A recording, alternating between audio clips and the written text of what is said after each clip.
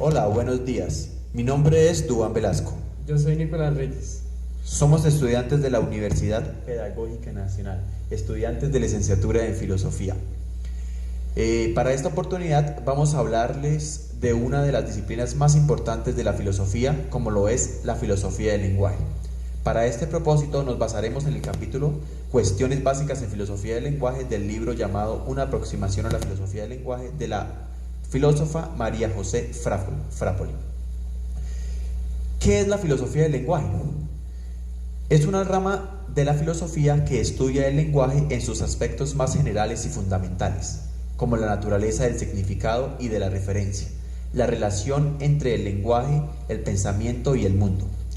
Una de las nociones más importantes para la filosofía del lenguaje es la noción del significado, es decir, la noción de la capacidad significativa que tiene el lenguaje. Filosofía del lenguaje y filosofía. Ya en la antigua Grecia tenemos referencias de Platón a Aristóteles, filósofos que tocaron el tema del lenguaje. A ellos les preocupaba el problema de que el lenguaje son representaciones mentales de la realidad asociadas a las expresiones. Platón, por ejemplo, se interesa por la idea de que una concepción del lenguaje debe ser compatible con el reconocimiento del carácter objetivo del conocimiento. Y Locke, para colocar otro ejemplo, se preocupa por el lenguaje ya que este es un instrumento del conocimiento y se debe reformular y reformar para cuidarnos de malentendidos filosóficos. Con estos dos ejemplos se evidencia la importancia del estudio del lenguaje en diferentes épocas de la historia, donde aquel fue durante mucho tiempo utilizado como meramente un instrumento, donde la tesis de la autonomía y la prioridad ontológica del pensamiento reinaba. El giro lingüístico. Dado que la filosofía del lenguaje se encarga, entre otras cosas, de tratar las relaciones entre el lenguaje con el mundo y con el pensamiento, se ha propuesto que la mejor manera de aproximarse a un entendimiento del complejo sistema de la comunicación humana sería a través del lenguaje mismo.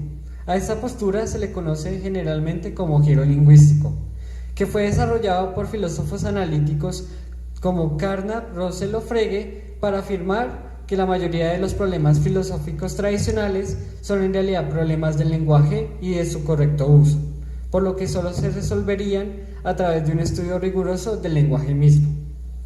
La filosofía del lenguaje se encarga de tratar las relaciones de significatividad entre los objetos lingüísticos, es decir, los signos y sonidos, y su correspondiente significado. Para ello, delimita las condiciones de uso y significado de determinadas expresiones lingüísticas por medio del uso de reglas gramaticales, tanto sintácticas como semánticas, que son las encargadas de establecer y precisar las combinaciones correctas de las expresiones del vocabulario del lenguaje utilizado para que puedan ser expresadas e interpretadas de manera correcta. El ámbito de la filosofía del lenguaje. La filosofía del lenguaje se ocupa de la actividad específica de los individuos cuando hablan y escriben. Los actos lingüísticos tienen significado, y preguntarse qué significan estos actos es el eje fundamental de la filosofía del lenguaje. Como un ejemplo tenemos la siguiente expresión: Nicolás está corriendo en la calle. Esta oración puede ser identificada como un acto con el que queremos decir algo, pero ¿qué es lo que un hablante al hablar o escribir ciertas expresiones quiere decir? ¿Qué significan las marcas escritas en el papel? Porque a diferencia de una mesa, un árbol o una silla, estas expresiones significan algo. ¿Qué es lo que hace que esta expresión signifique algo? ¿Cómo pueden ellas referir a objetos extralingüísticos? ¿Cómo pueden utilizarse para decir algo verdadero o algo falso? Todas estas cuestiones son las que estudia la filosofía del lenguaje. Lenguaje natural y lenguaje artificial. El lenguaje natural puede entenderse como un código de signos lingüísticos, con una historicidad particular y concreta, y que ha sido utilizado por determinada comunidad lingüística para comunicarse.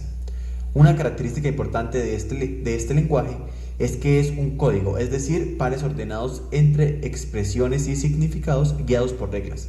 La dificultad de este lenguaje es que es polisémico, Es decir, sus palabras pueden tener varios significados, lo cual hace difícil el trabajo científico.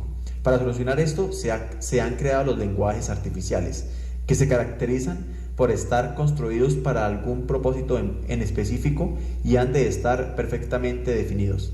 Ejemplos de estos lenguajes artificiales, las matemáticas, la física y la lógica.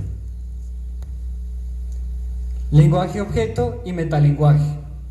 Al ser el lenguaje un acto comunicativo, cuenta con la facultad de poder incluir en él otros sublenguajes que aporten diferentes panorámicas a los hechos vistos desde una sola perspectiva. Así, al hablar de un determinado hecho u objeto, podemos buscar ser más específicos utilizando un metalenguaje que sirva para enfocarnos en una relación determinada que no sería posible ver utilizando solo un lenguaje natural. Este metalenguaje puede ser otro lenguaje natural, como otro idioma u otro dialecto de una misma lengua, o puede ser un lenguaje artificial, como el de la lógica o la matemática, que son capaces de mostrar relaciones que el solo lenguaje natural por su cuenta no podría llegar a comunicar. Entonces tenemos como si el lenguaje natural fuera como el órgano del ojo humano, un ojo que puede percibir superficialmente. Pero el lenguaje artificial sería como la analogía de un microscopio o un telescopio que nos puede aportar cosas que el ojo por su propia cuenta no puede llegar a ver. Para finalizar, mostraremos un ejemplo acerca del lenguaje objeto y el metalenguaje. Para ello tendremos en cuenta la siguiente oración. El término inglés account es difícil de traducir al castellano. En la anterior oración podemos observar que el término inglés account está siendo utilizado de la lengua inglesa, por lo que quiere decir que este es el lenguaje objeto, ya que nos estamos refiriendo a él en el castellano, que es el metalenguaje, para explicar la relación del término y su traducción al castellano. Muchas gracias.